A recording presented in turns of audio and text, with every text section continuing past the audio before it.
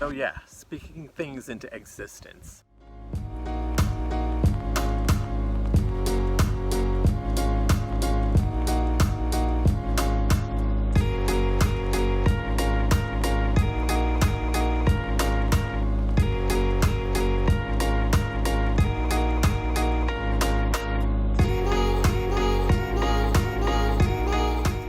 You know, I've had some milestones in my life that I'm pretty proud of, and even the ones that failed, and we do have failures in life. Even those I've spoken into existence and to some degree success. I'm a strong believer in it now, but growing up, my younger days, it wasn't something that I paid much attention to. But the one thing that really brought it home and made it real for me, I remember working at an advertising agency while I was in college, and I was in the billing department. And the reason why I went into advertising because my cousin was working there, and we spoke of like working in advertising and how easy it was to not wear a suit and tie, which I was wearing since the age of 13, with my first job being at Citibank. And at that point in college, I've had enough of wearing suit and ties because my background was corporate. I started out in the billing department, and I remember wanting to be an executive upstairs, and I was told, "Oh no, you're not supposed to go up there. You can't speak to the boss. She was not a nice person." Remember, it was May 1st that I started in the billing department. Somehow, I knew that a year to that date, I was going to be an executive. That was just something I knew. I think I made that plan to myself and I left it alone. And then coming up on, I think, the 11th month of that year, on my lunch break, I went up to the receptionist on the floor above and I asked to speak to Miss Starr. And just as I'm standing there, she wandered out and I said, "Miss Starr, I'm Shaun Singh. I work in billing and I'd love to speak to you." And she looked at me and she said, "Can we do it after I use the bathroom?" I came back and then she took me into her office and she asked me what was going on, and I told her my plan that I wanted to work in advertising as an executive. And that was it. It was a conversation. She said she would get back to me. May 1st, she offered me a position and I was an executive. That blew my mind because it was May 1st exactly that it happened a year later. And that to me was the beginning of me recognizing that speaking things into existence is a real thing.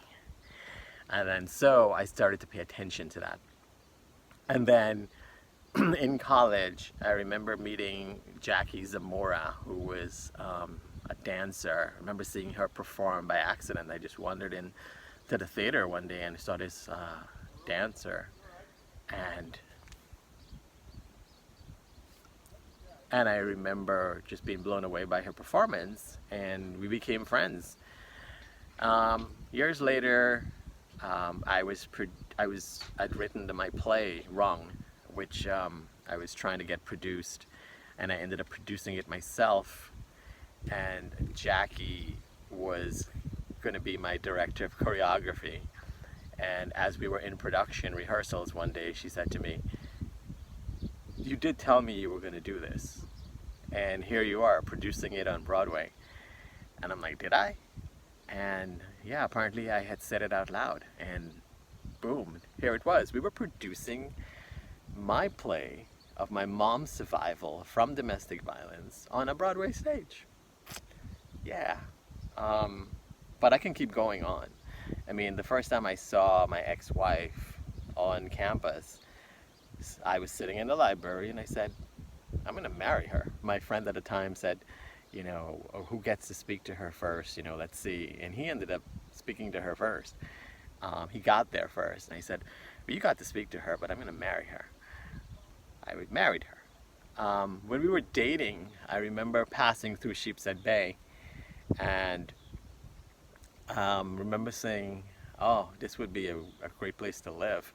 And once I was living there, I think one day I was going to the bank and re- it dawned on me that I had said that.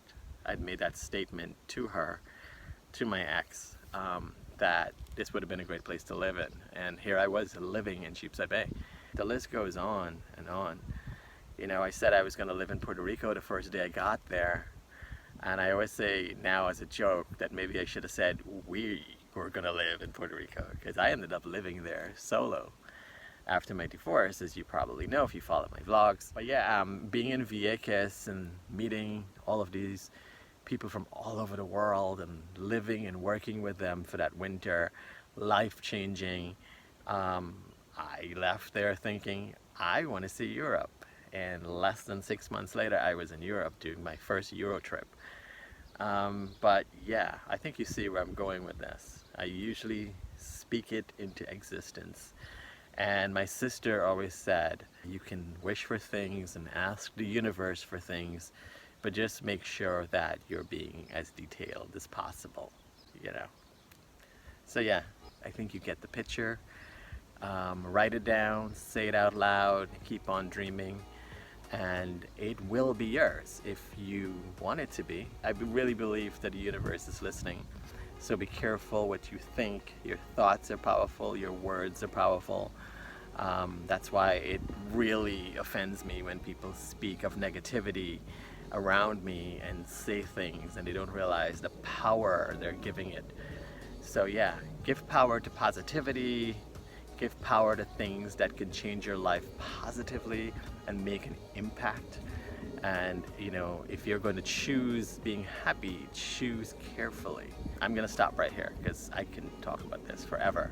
And maybe one day I'll have my friend Tosca on and we'll do like somehow we'll get it together because she's in Atlanta. But yeah, thanks for listening. Remember, if something is not working for you, change it. And remember, you can speak it into existence. All right, keep it positive. God bless, and we'll chat soon. Take care. From Malaga, Spain.